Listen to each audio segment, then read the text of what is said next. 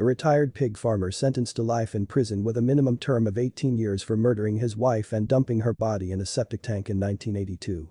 David Venables' sentence means he will have to wait until he is 107 years old to apply for parole.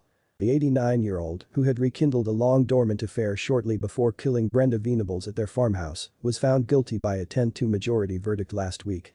Mrs Venables' body was discovered in 2019 during work to empty the septic tank at Quaking House Farm in Kempsey, Worcestershire, 37 years after she was reported missing to police. Her husband, of Elgar Drive, Kempsey, attempted to blame Gloucester serial killer Fred West for the murder, while his legal team suggested Mrs Venables committed suicide. Mrs. Justice Tipples, presiding at Worcester Crown Court on Wednesday, said Venables had committed the most heinous crimes. The judge told the killer, who was emotionless in the dock, that he was to blame for many aspects of his wife's mental illness. "I am sure you killed Brenda Venables to remove her from your life and the complications she may have presented to you in any divorce proceedings," she said of the motive for the murder.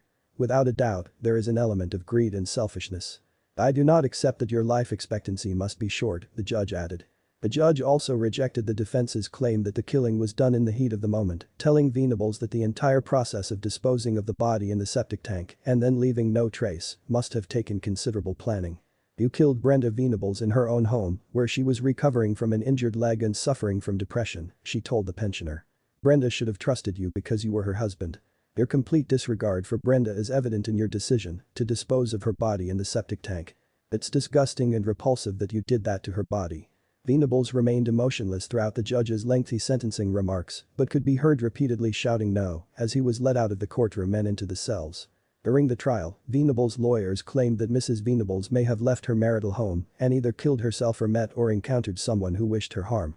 The pensioner told jurors that he awoke in the morning to find his wife gone, but he was convicted of her murder on either May 3 or May 4, 1982.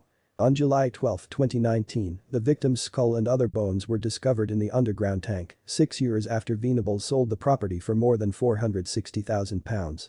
Prior to the imposition of the life sentence, defense barrister Timothy Hannam QC asked the court to consider whether the defendant killed his wife in the heat of the moment with a fleeting intention to kill. Mr. Hannam believes the body was disposed of in the tank in a hasty and panicked attempt to cover up the crime. The simple fact of the matter is that he is 89 years old and whatever minimum term is imposed today, he will die in prison, Mr. Hannam added.